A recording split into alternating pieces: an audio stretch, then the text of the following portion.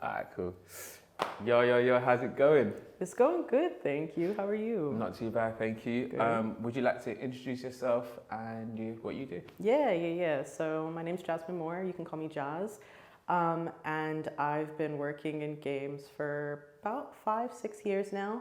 Transitioned over from, I guess, kind of like mainstream tech work over to industry work in about like 2018. And yeah, have been working in the UK since 2019.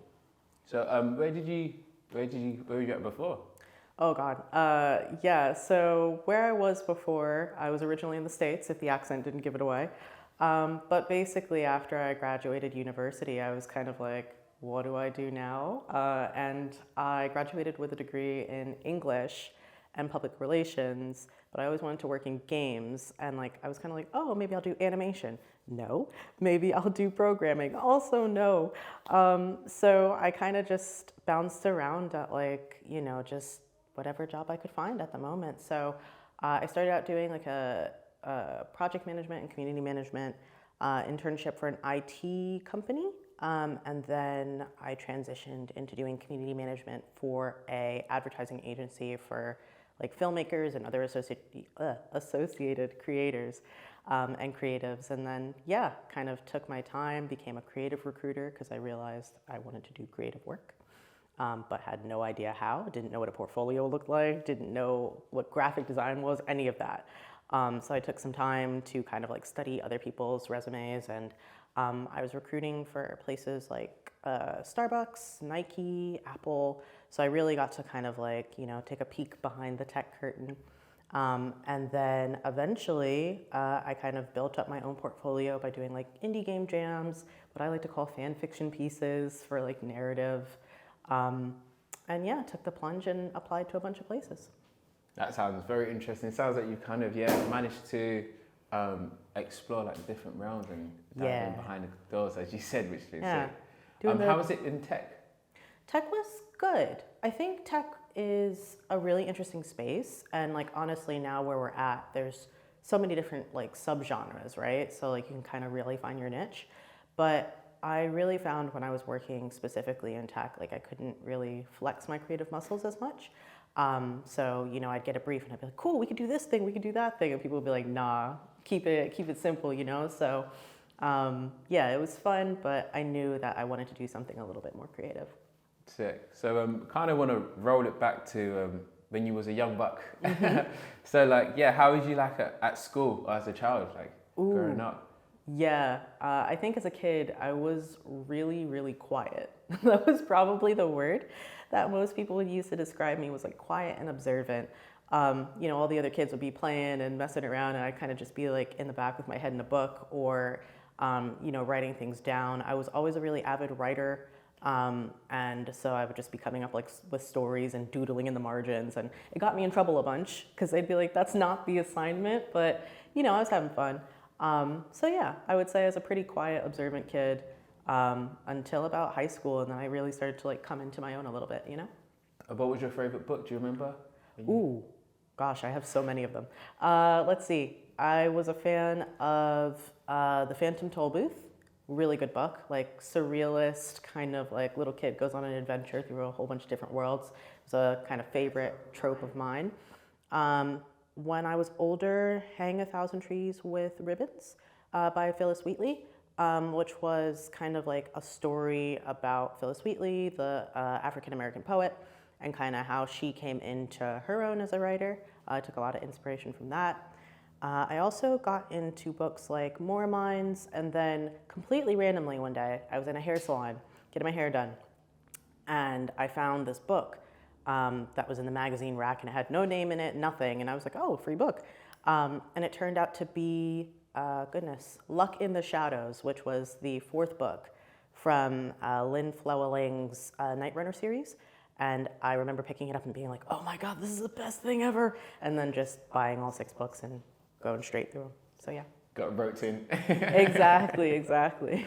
Nice. And I guess there's always a question that a lot of like adults ask, but like, did you kind of know what you was going to do as a child when you grew up? Did you have like an ambition or like any aspirations? Yeah, so I think my aspirations as a kid were always, besides like astronaut, right, were always to do with writing. I always wanted to be a writer. I wanted to be an author. It was around the time when like, big books were coming out like Harry Potter. So like all the kids were like, oh my God, I want to be an author. I want to be JK too.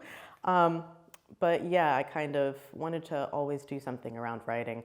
As I got older, I kind of realized that my passion lay less in kind of prose writing. I still really enjoy it, but more as a hobby. But I really liked like the dynamism and the fun that you could have with things like screenwriting. And so, yeah, as I got older, I kind of drifted more to that and like film and TV. And then I think I got my first PS3 or first PlayStation, first console really, when I was like 12 or 13. And my first big girl game that I bought with my own allowance was BioShock 2. And so I remember picking that up and like being so like immersed in the story and just sucked into the world immediately. And I was like, oh my God, I want to be a games writer. So I think, yeah, when I hit about like 13, 14, I kind of figured out what I wanted to do.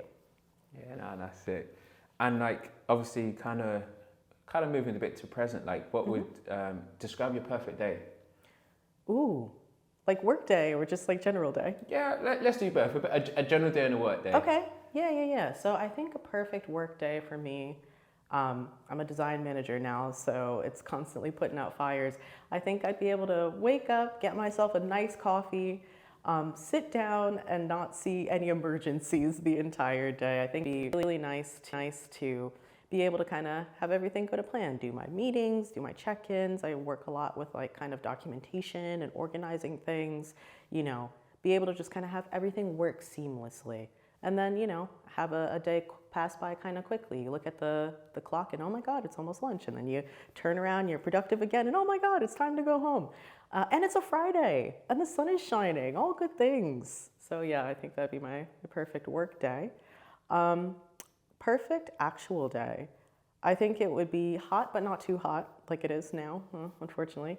But it would be nice and sunny. I'd go get some brunch. Probably go visit an art gallery, maybe a concert, maybe a market, and yeah, head on home. Nice. Cats. You didn't mention cats.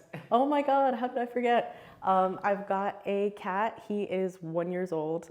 His name is Moose. In any sort of perfect day that I've got, he's always there, kind of waking me up, jumping on the bed, kind of head, face in mind, just kind of being like, hey, wake up. So yes, Moose as well. Good shout out to Moose. Shout out to Moose. That sounds amazing. Like I said, hitting up museums is always great, right? Yeah. Just like getting inspired from that space. So kind of jumping into a bit more your career. So how did you get into the games industry, or what was your first job? Yeah, so my first job was kind of an internship that I basically got at a local IT firm. Well, I guess maybe not so local. They're like international, but basically it was the branch that was in and around Princeton area, which is kind of where my university was. So applied, totally didn't think I'd get it, but ended up working there and just kind of like learning the ins and outs of like data management, kind of like internal community management and communications, and just kind of soaking up as much information as I could. But yeah, I kind of got out of that after like a year because the internship ended. And basically my question to myself was, what do I really want to do? What's next? And how do we get ourselves there, right? So I know I mentioned before, BioShock kind of was the thing that turned me on to game narrative. And I spent years playing MMOs as a kid. So like Star Wars Galaxies, weirder ones like Wonderland Online, Elder Scrolls Online, all sorts of different ones. And so I was kind of like, all right, I really want to enter this world because I think this is cool and I want to be behind the scenes. So after I took that IT job, I managed to find a community management job at a creative agency, an advertising agency for creatives. And basically they'd have like filmmakers or graphic designers kind of make work for certain clients. And that was really cool because it took me one step closer to the creative side, but I was still a couple steps farther away from where I wanted to be. So stayed there, learned as much as I could, learned a lot about working with people and collaborating. it was me, like the team was 5 people in the US, and there was like, I think like another 10 in Italy. But I was the only kind of buffer between the company and like a community of 10,000 filmmakers. And so I learned a lot about kind of interfacing with people and kind of like how to work with them and really like employ my people skills. And so that was really valuable. And I think, you know, once I was there for a bit, I was like, is this what I want to do? Is this not what I want to do? No, I still really want to do games. So I got the opportunity to become a creative recruiter. Completely found it online, and I was like, oh, what does recruitment do? How does this work? And they're like, wow, I can recruit the people that work at all these places, right? And so I was like, maybe I can use that to figure out what a portfolio is, or figure out, you know, how to put different pieces together, right? And so that was the thing that kind of drove me to that. And I basically took the job. It was a really difficult job. If you thought that, you know, kind of managing a community was like one level of difficulty, I would say creative recruitment was like up another 3 to 4, because it was an agency environment, and basically you'd go to people and kind of say, hey, you're really talented, you're in our database, you have, you know, we have these jobs for you, would you like to, you know, interview? And 9 times out of 10 it'd be a no. So you kind of had to learn to, you know, have thick skin and to be able to be real with people, right? I think there's a stigma around recruitment, around like HR and that kind of stuff, where people aren't being like honest with folks about like what jobs are or how like the conditions are or whatever. And I really had to learn how to kind of, you know, be able to have that empathy for other people, and how to also kind of go, hey, I'm going to give it to you straight. This is what this is. And, you know, kind of work from that place of honesty. So yeah, I stayed being a creative recruiter for about a year and a half. During that time, I was kind of moonlighting and creating projects on my own, narrative projects. I was looking up YouTube videos, and I was also streaming on Twitch and trying to figure out how any of this works. And so eventually I learned, you know, how to write scripts, and I played scripts out for like my favorite games. I was really into Destiny at the time. I was really into, you know, Rockstar games at the time, and like, you know, various little Netflix shows, and I would just write scenes, like little snatches of scenes from each of them. I joined Reddit and joined the I Need a Team subreddit, which basically was for like little groups of indie developers looking for, you know, various positions, saying like, hey, I need a coder or I need a writer. And I just found 2 projects through there, and was able to kind of like get my feet going in how like smaller production works. And yeah, I think around like 2018, summer of 2018, I was feeling like confident. I was like, I've got this, I can do this.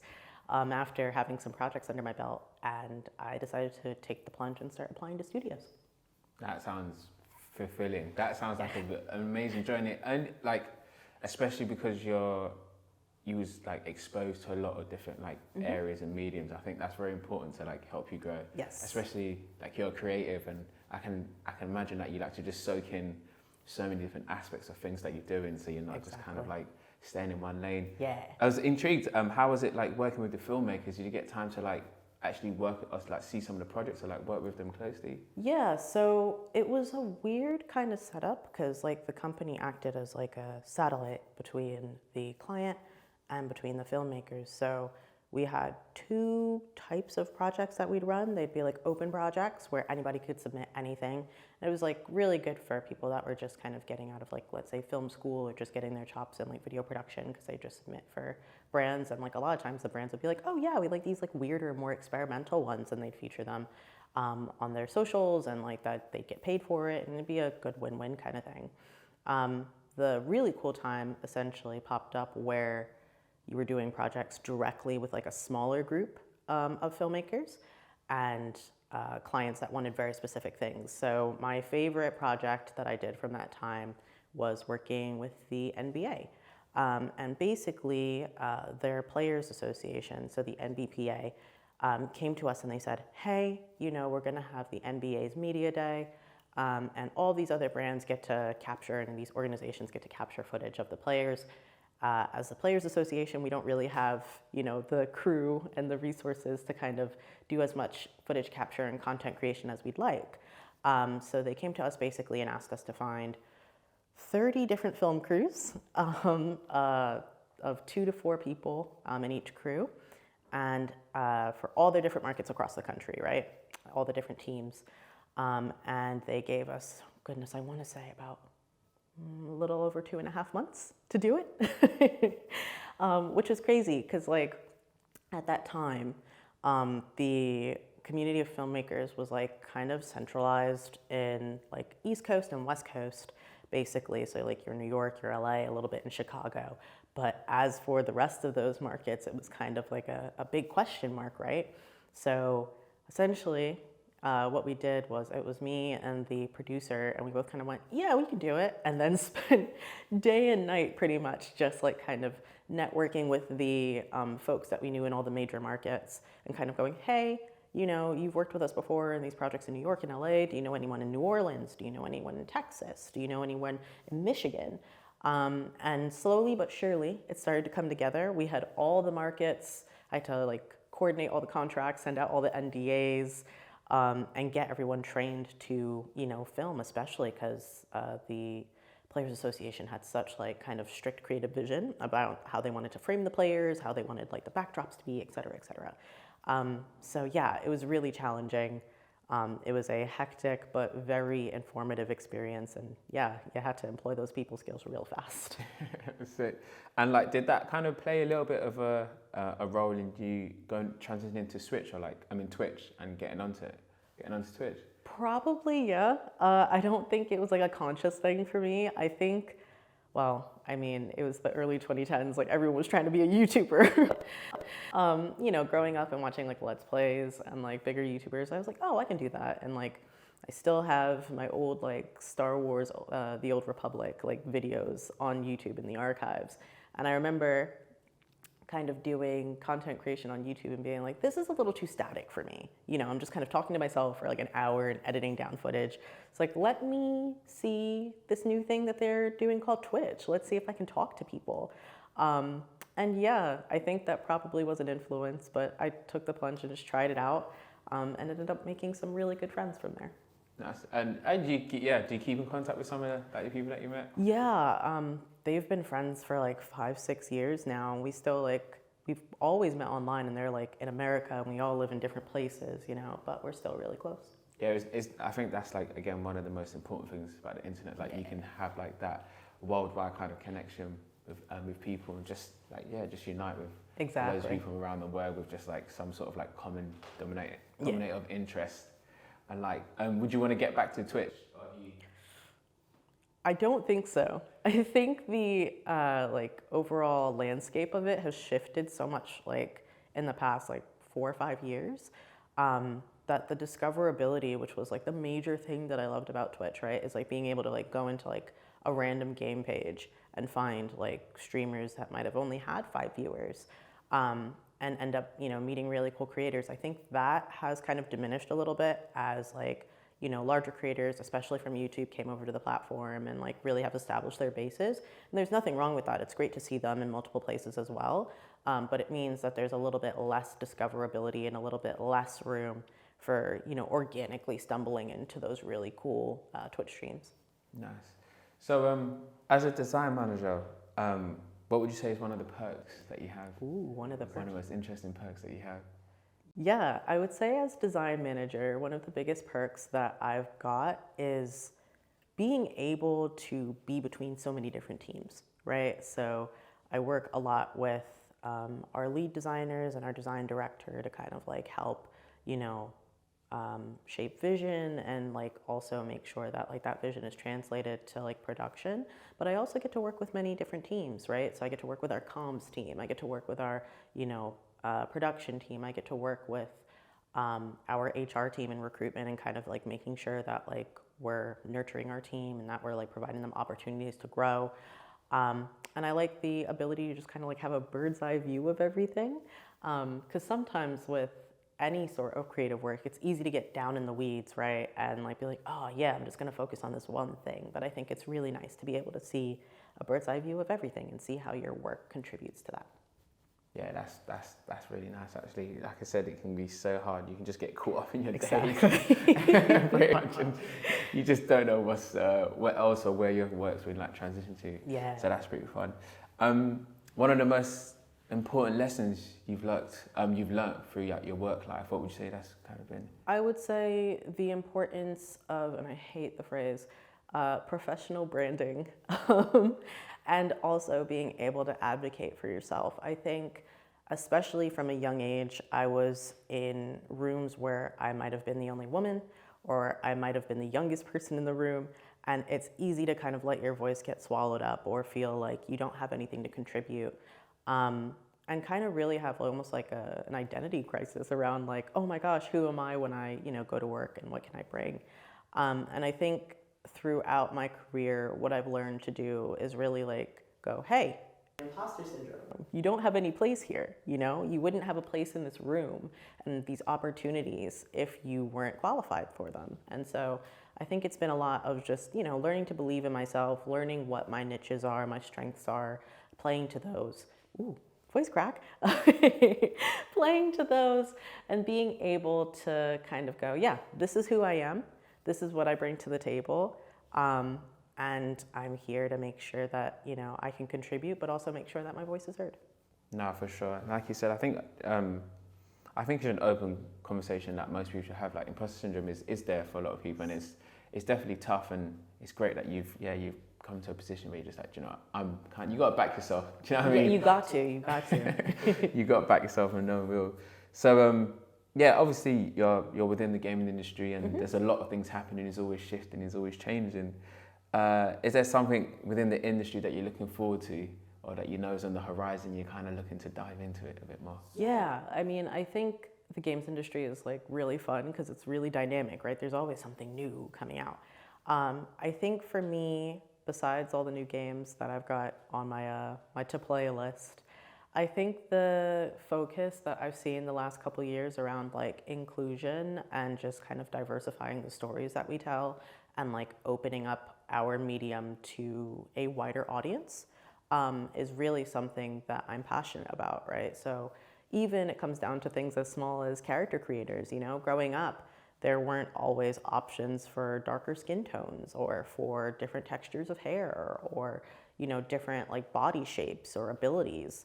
And I think, you see games now, like open world or otherwise, just kind of starting to include those folks and also starting to, not just on the front face side, but on the dev side as well, include people from the backgrounds that they're trying to represent. So it's more authentic, and I think that's always a good thing. The more perspectives, the better. Whenever you're talking about stories, they're supposed to be universally relatable to everyone because they're core human themes, right? So it doesn't really matter who's telling it, but the more different perspectives you get, the better. No, for sure. That's super, super powerful. So we're kind of going to give you a bit of that power and say if you could change one thing about the industry, it can be anything. Oh no. What would it be? I think, just one thing. That's actually crazy. We'll give you two. All right, how many have you got? Have you got two? I've got two. Okay, we got two. Yeah, I think the first one would be just getting studios to realize that there's talent in places you wouldn't think to look. I think games, as fun as they are and development as varied and interesting as it can sometimes still feel a little bit elitist. It can feel like a little bit of a clique, right? Like if you don't know the right people or if you don't know the resources or where to look or who to speak to, sometimes it can feel like an insurmountable challenge to be able to break in, right? And, I count myself very, very fortunate that I was able to have the path that I've had and have people help me along the way. But I don't take that for granted. And I think it's not something that everyone always has awareness of, right? So I would say definitely diversify where you're looking for people, right? Maybe they don't need a university degree. Maybe they've only taken a couple courses and things. Maybe, especially from like a young age, high school programs, elementary, middle school programs, college programs, just kind of making sure you're looking outside the box and also, finding people that might have been older and transitioning into the industry from another industry. Just kind of having that open mindset when they're looking for talent and nurturing people in their careers. The second thing I would say is I know it's not a problem everywhere, and I know there is industry-wide kind of attention on it now to kind of shift this culture, but crunch. it's got to go. It doesn't, it's been proven that it doesn't produce the best product, it doesn't produce the best games, and on top of it, you end up the human toll and the human price that it takes is really high. And so, if we're going to be an industry that is really making top-notch experience for players and, exposing them to new things, then we have to be able to treat the people that work in our industry well and make sure that they have work-life balance. For sure, that is, yeah, praise the Lord to that. So, being in the industry, and obviously there's always eyes looking into our industry. What would you say is one of the biggest misconceptions they have about the games industry? That there's only like programming or coding or let's say like animation that you can do, right? I think a lot of times, and rightly so, you kind of like look at games as a consumer and you play them and you're like, oh, well, there's art and there's the technology to make it work, and that's all I can do, right? In games. And it kind of feels a little intimidating, right? Because what if art isn't your thing? What if, programming and tech isn't your thing? What if, designing and putting things in the engine also isn't your thing? Like, is there room for me is always the question that people are kind of asking. And the answer is wholeheartedly yes. I think if there was one message I could just tell anyone that's even kind of considering games as a career is that there's room for you, right? Like, even if you're thinking, oh, I might just want to do like social media content creation, there's room, we need that. You're thinking marketing, copywriting, any of that stuff. People are planning events, people are designing things, people are doing the coding and the tech and the visual effects and the lighting and all the things that, you see. But there is room for you at any skill level, at any sort of interest that you have. All that you really need to do is be able to kind of investigate it a little bit, see what interests you, and kind of take the plunge to build up those skills and kind of get in. Yeah, definitely. I think like it can be very hard, especially like students coming out just finding their feet in the space. Because sometimes there's like there's aspects to the industry that they don't hear of, unfortunately, or they don't have the resources to it. So that is a very strong message. Like, yeah, definitely just put yourself in there. Yes, 100%. Just demystify it a little bit. Like, there's so much that goes into making a game. I would say like movies, like TV, there's a bunch of different people working together. I think with games, it's even amplified more than that, because you look at games that have been in development for like a decade. That's a decade of people kind of working together. So yeah, there's always room for more people. Come on in, corner's fun. Is there an aspect within the gaming industry that you potentially want to kind of dive into or have a try at doing? Ooh, I think narrative was always like my big one, where I was like, oh yeah, I definitely want to write. And I've been lucky to kind of do that and kind of see how that works.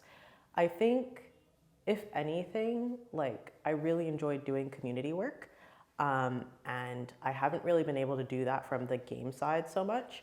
So I'd like to, dabble, see what, building relationships with your audience and what your community looks like when you're working in development.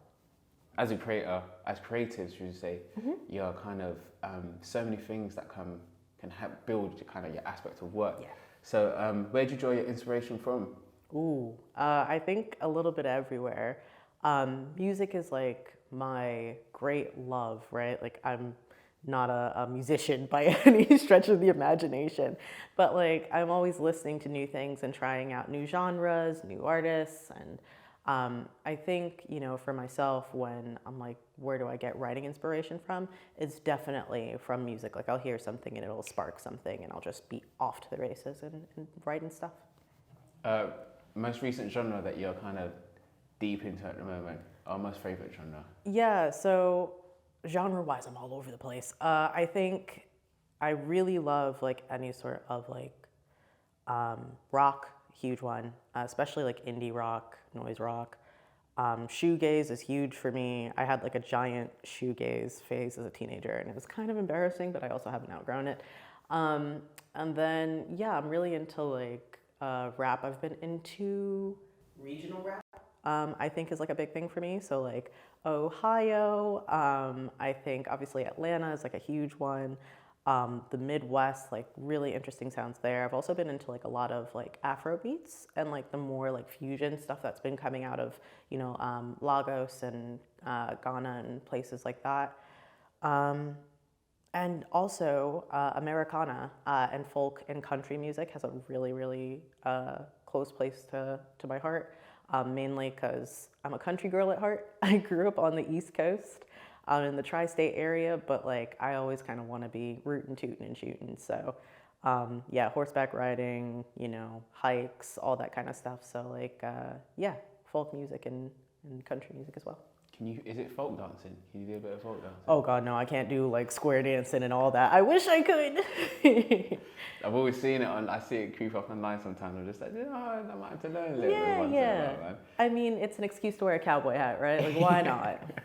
No, for cowboy hats in America are pretty sick. So actually, sick. talking on that, that transition of genres as well, have you transitioned into any UK kind of music genres? Yeah, so I think when I first got here, well, actually before then, so my mom's side of the family is Guyanese, right? And so I guess because of, British rule for a long time, my grandmother and I always used to watch like a ton of like Britcoms and like, BBC programming from the 90s, like growing up. So like stuff like Are You Being Served?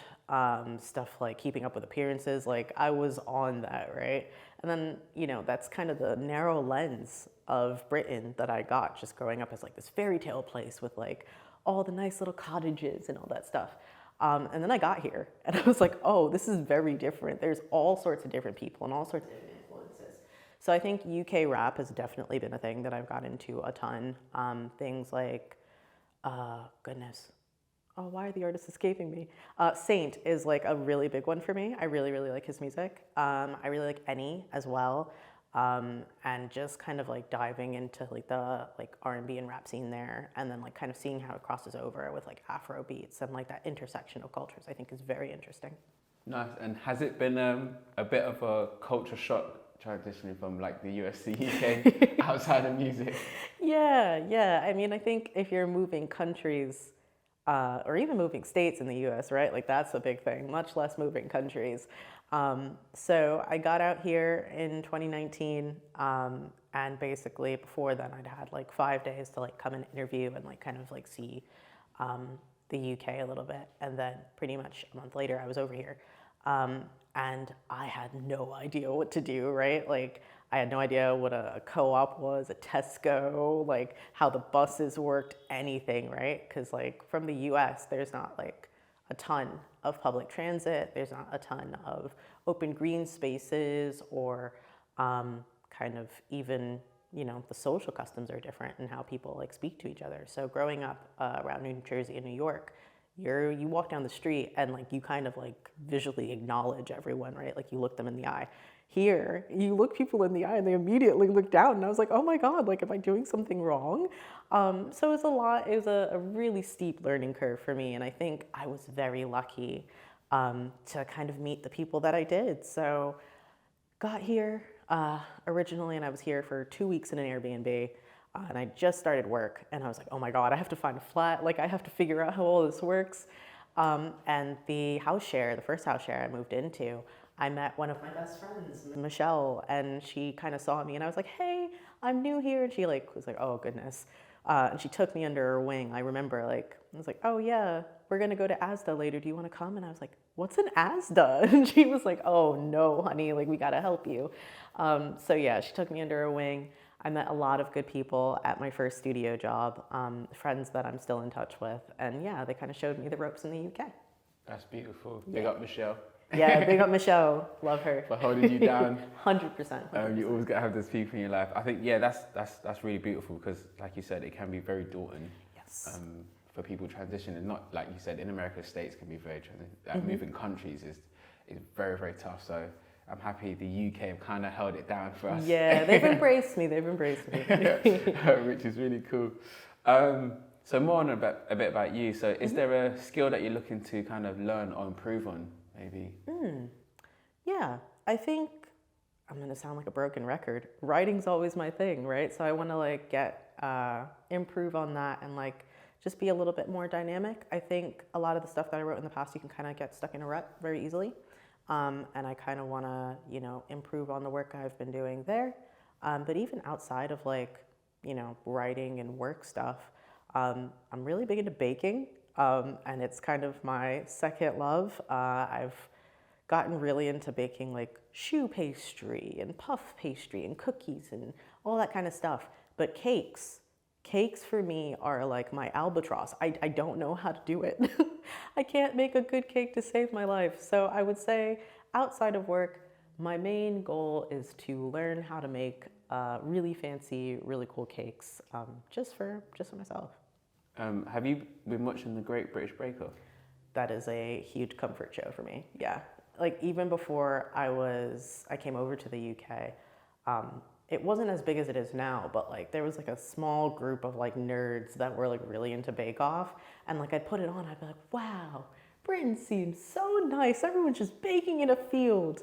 And yeah, coming in and then basically having lockdown, it was like a show I would just like rewatch seasons of and then like watch the new season. So yes, I'm a big Bake Off fan and I follow a lot of the contestants' accounts on Instagram. No, bacon's actually, can't remember the last time I baked, to be fair. It is a bit therapeutic. You got to get into it. Yeah. Are you a sponge cake person or? So growing up, I think I was like really into like chocolate cakes. My nan is huge on cakes and breads. She's the queen, right? So she'd, do a chocolate cake, confetti cake, also cheesecake. Her cheesecakes are, world famous, right? And so, she taught me how to make them, but like everyone's got their own specialty. Cookies are my thing. I can make a amazing cookie with my eyes closed. So that's kind of my thing. And like I said earlier, like shoes really become my thing. So like profiteroles, eclairs, like all that kind of stuff. But a cake, besides like even like a Victoria sponge, like it's very daunting to me. I seem to mess up cakes, so I want to get better at cakes. Is there a kind of a decent cake culture in the US? Because I know here in the UK we have it with like tea. Do you know what I mean? Yeah, I think for the US, I know this is gonna sound crazy. We don't have like as big a bakery culture unless you're in a proper like city or like a neighborhood and you have like a neighborhood bakery. So my thing that I got into as a kid and like most American kids get into is like Walmart cakes or like Sam's cakes or like grocery store cakes. And I know it sounds nuts, but like the grocery store cakes are so good for no reason. And you can get them like customized. Like I remember going to like cookouts and stuff and even like I think like one or two folks' weddings, like they got their cakes from a Walmart and they customized the filling and everything and the writing on it and they're really good. So that was my exposure to cake besides my nan growing up. So yeah, kinda, I guess is the answer. Oh, that's actually pretty cool. I didn't know you can do that. I need to try that out actually. It's the whole thing. They can put faces, like photos of faces on the cakes. They go crazy. It's always big and better in America, I guess. Yeah. So we always like to, we appreciate that everybody's always got great knowledge and it's always good to share the knowledge. Is there one thing that, the people should know about that you've learned about recently or you just want to share to Yeah. I think for me, I don't know about anybody else, maybe I had a huge emo phase when I was a kid. Like I had like the eyeliner, the black t-shirt, the red and black tutu. It was a mess, right? But I grew up kind of with the notion that like rock wasn't always for people that looked like me or like country music wasn't for people that looked like me and there wasn't like a lot of space. But I've been doing a lot of, kind of research on my own and just kind of, exploring different sounds and different people. And there's tons of room. There's been so many like influential, artists of color, especially in like American music for like rock, like founding members. Like obviously everyone thinks of like Jimi Hendrix, but like even like Gil Scott-Heron, before he was like a funk and soul singer, he was in a group called Black Murda, and they had a sick album. I completely recommend like Cynthia Ruth, amazing track, 10 out of 10, chef's kiss.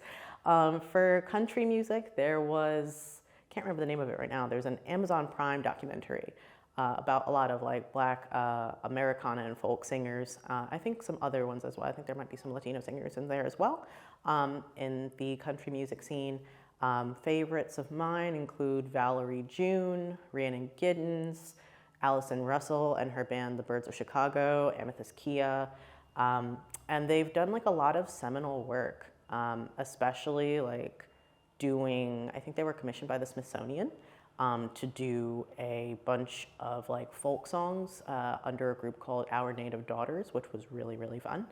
And it just really like highlights the rich cultural tapestry that a lot of these like genres have. Like I'm really into EDM and house music. And that's not something that people typically associate with like, you know, diverse culture. But house music especially was kind of founded by the Chicago bounce scene and by the Vogue scene and by like, you know, queens and queer folks of color that didn't have a place to go and just were kind of like partying and developing things on their own. And I think as a queer person myself and as a woman of color myself, it's definitely something that I kind of ID with, and finding all of this hidden history that at least is not publicized very much, like really made me feel like, oh, I'm valid for wanting to be in these spaces. There is room for me. And it's not just historical either. Like there's new folks doing it. One of my favorite artists at the moment, and I go on, my friends are gonna be so annoyed that I'm talking about him again, is Yves Tumor.